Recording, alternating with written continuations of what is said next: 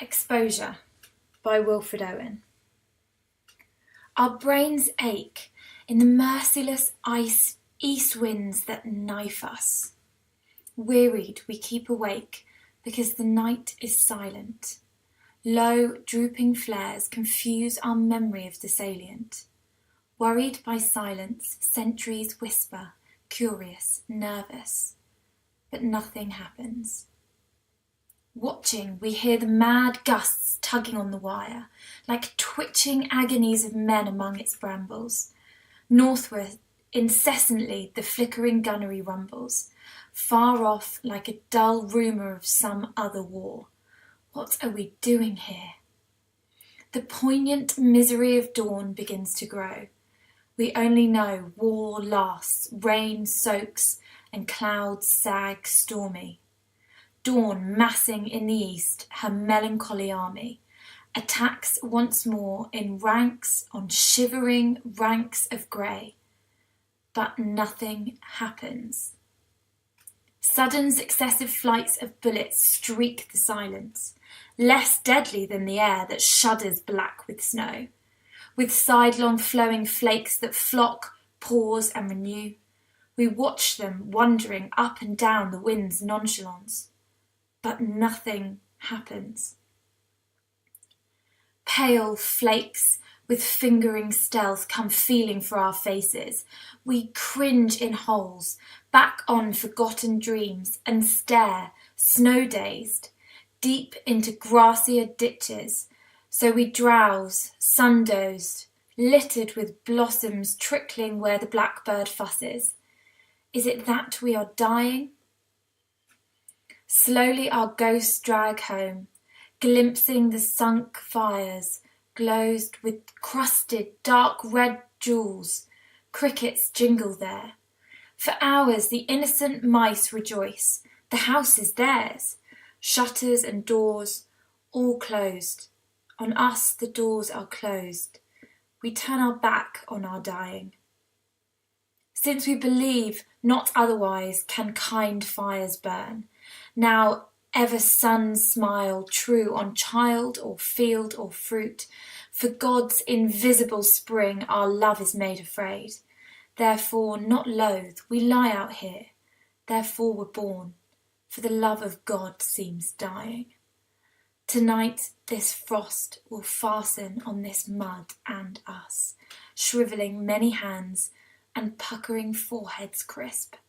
The burying party, picks and shovels in shaking grasp, pause over half-known faces. All their eyes are ice, but nothing happens.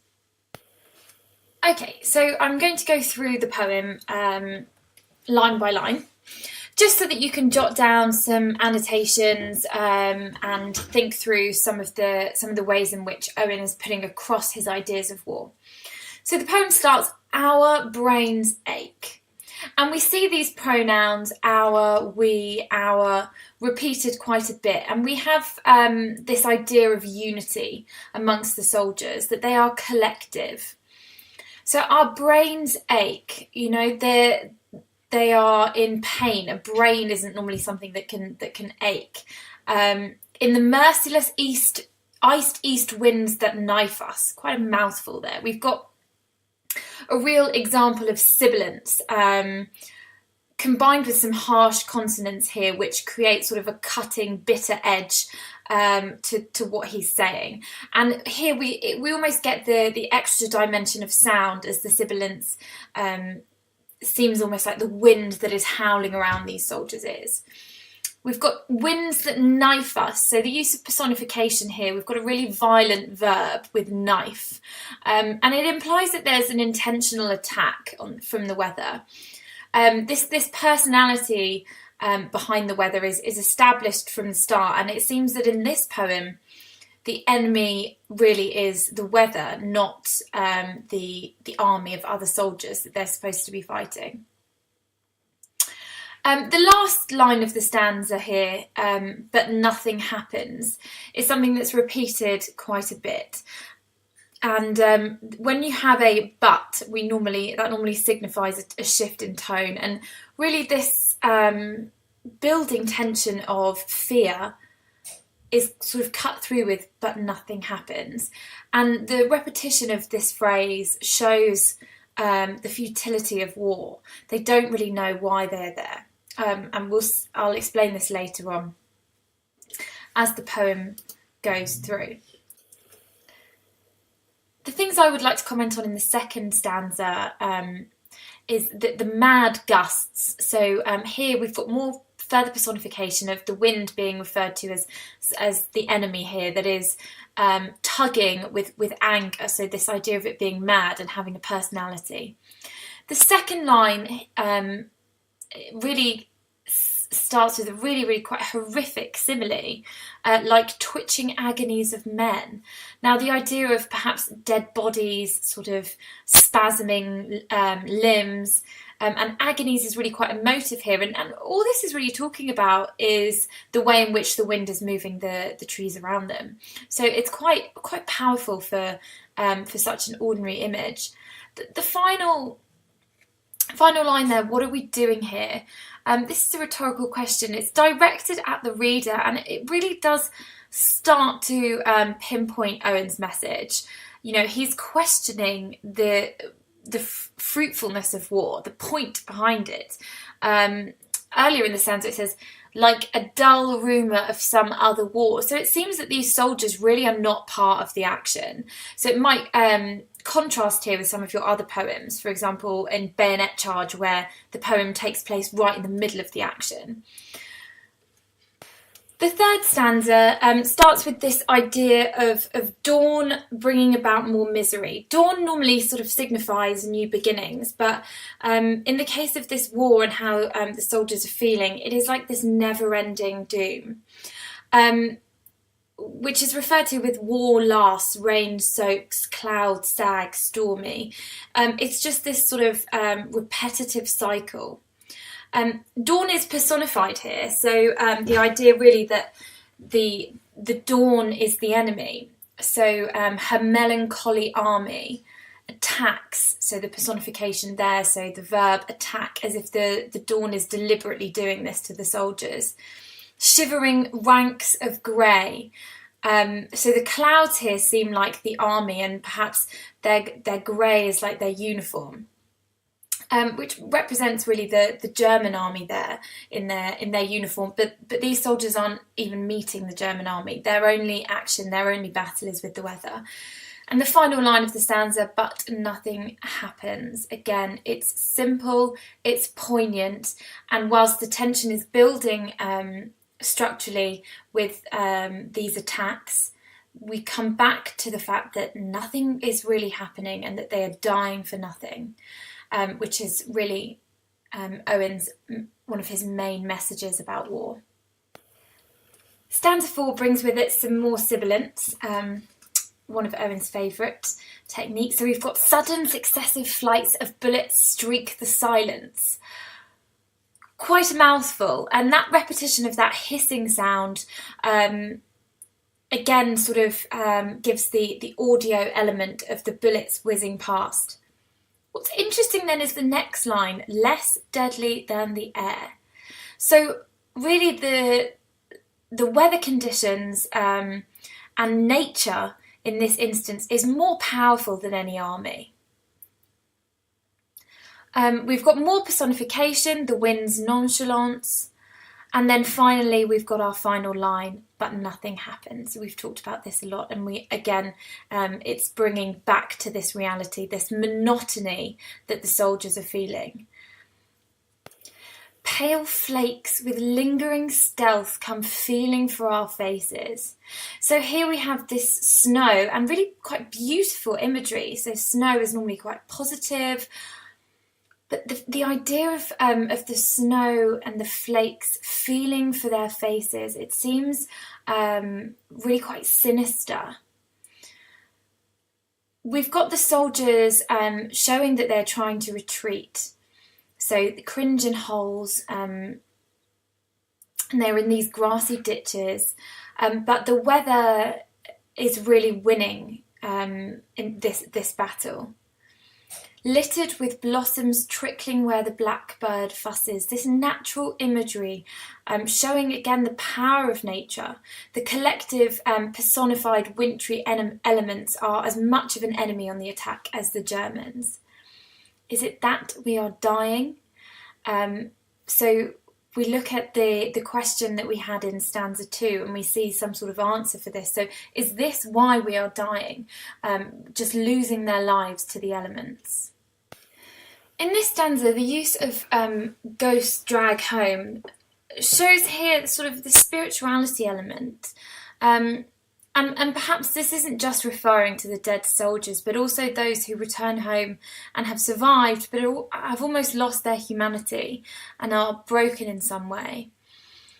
We've got sort of some positive imagery, words like fires, dark red jewels, jingle, innocent mice rejoice. And, you know, that sort of juxtaposition between the world that's still turning and everything that is still going on whilst these soldiers are going through this. Shutters and doors all closed. On us, the doors are closed. This idea that there is no help, there is no support, and it's almost like people have turned their backs. Well, sorry, that's the next line exactly. We turn our back on the dying. And perhaps Owen is sort of giving a message here to those back home who are making the decisions, that, you know, you can't give up on these soldiers. You can't keep putting them through this. They need help. And I think that's really what's coming through here. We really get that sense of hopelessness coming through. You know, the mice have more power and control and joy than these soldiers. Here we have some positive imagery, things that are normally considered good and hopeful, but actually these soldiers are not going to see the spring. They won't last that long. So the good things that people normally look forward to, here they are made afraid of because they won't last that long. A real lack of faith comes through in this stanza. God's invisible spring. The love of God seems dying. Again, questioning their faith is a huge part of soldiers fighting in combat. You know, the idea of purpose, the idea of fate and destiny, and all of that seems removed. Therefore were born. So were they born just to die in these cold fields for no reason whatsoever? They've not accomplished anything. They're just battling the elements at this point. So very, very strong, harrowing message here about the futility of war. Tonight, his frost will fasten on this mud and us. So we've got this idea that God is freezing everything. There is no escape for these soldiers.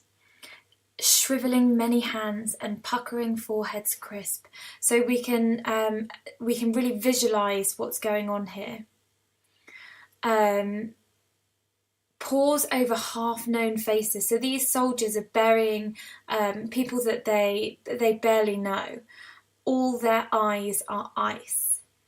So it's a horrific image. Literally, the eyes are frozen by the cold, but also that they can no longer see the horror of the war. And finally, our final line, but nothing happens. Again, nothing is being achieved by these soldiers' sacrifice. Okay, you should now have a much firmer understanding of the ideas in this poem. But if we think back to Owen's message and what he considers about war, it's important that you are aware of not just how he feels about war and not just how he puts across his ideas, but where you can make some links with other poems in the cluster.